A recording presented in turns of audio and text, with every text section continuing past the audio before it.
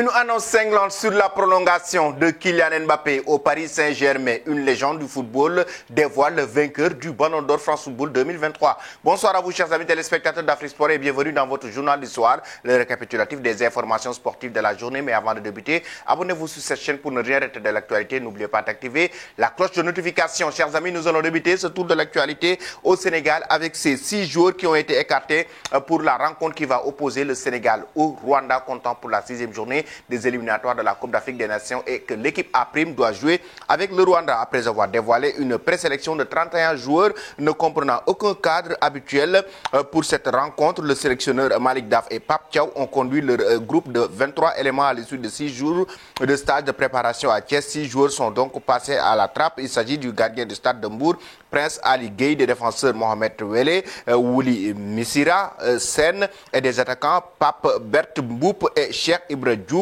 vainqueurs du CHAN d'hiver dernier. Voici donc les 6 joueurs qui ont été écartés. Ensuite, chers amis, nous allons parler du Maroc avec un talent du Real Madrid qui s'invite à l'entraînement de l'équipe nationale.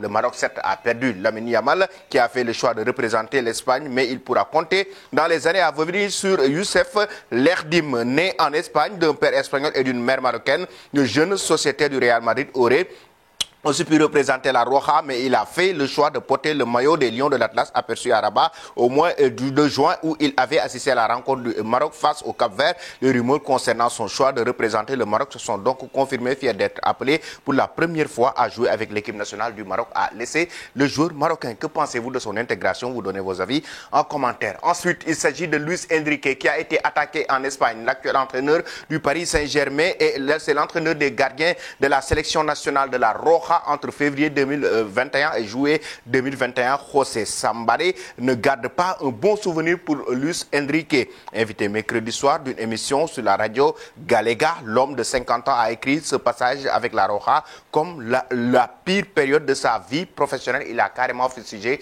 l'entraîneur du Paris Saint-Germain. J'ai eu la chance de travailler dans des grands clubs, d'avoir de bons et de mauvais moments dans chaque club, mais honnêtement, ma période en équipe nationale a été la pire, a raconté José, et il a carrément évoqué: depuis que je suis enfant, je rêve d'y arriver. On pense que c'est le paradis, et en fin de compte, c'est ce qui se rapproche le plus de l'enfer. Au cours de sa carrière, José Sambaré a évolué notamment avec la Corogne, au Besiktas ou à l'AS Monaco. Les personnes qui m'ont engagé avec une grande confiance en moi, mais les personnes avec lesquelles j'ai dû travailler avec n'ont pas compté sur moi dès le début, a carrément évoqué l'ancien entraîneur des gardiens de l'équipe nationale espagnole qui a travaillé avec Luis Enrique. Que pensez-vous de cette situation? Vous donnez vos avis en commentaire. Ensuite, nous allons parler du Paris Saint-Germain, resté avec le club de la capitale française. Cette fois-ci, c'est pour évoquer le cas Kylian Mbappé. Une grosse annonce cinglante sur la prolongation de Mbappé au Paris Saint-Germain. Certains médias ont évoqué et le Paris Saint-Germain est en train de discuter avec le joueur. D'autres médias estiment que le PSG a proposé une offre de prolongation à Kylian Mbappé. Mais carrément, ces derniers jours, l'équipe a assuré que Kylian Mbappé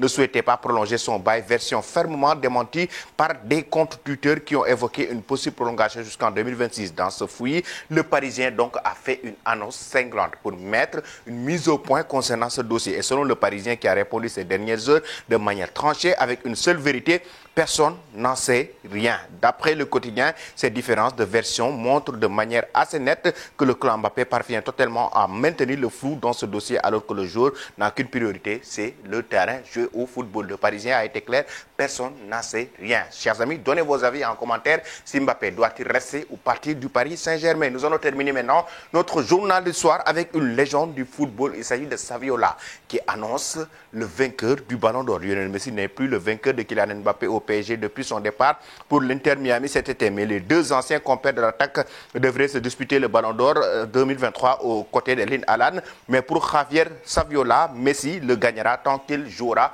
au football. Mais pour Javier Saviola, qui s'est livré à la cadena ser, Lionel Messi est intouchable. Messi mérite le Ballon d'Or. Tant qu'il continuera à jouer au football, ce sera compliqué pour les autres joueurs de le gagner. Il nous existe. Chaque fois que nous le voyons jouer, nous le ressentons. J'espère qu'il prendra jamais sa retraite de ce sport, a évoqué Saviola, que c'est Messi donc qui va remporter le Ballon d'Or. Êtes-vous d'accord avec lui? Vous donnez vos avis en commentaire. Toi qui me suis et qui n'es pas encore abonné, c'est le moment de le faire, et n'oublie pas d'activer la cloche de notification. Merci et très bonne soirée.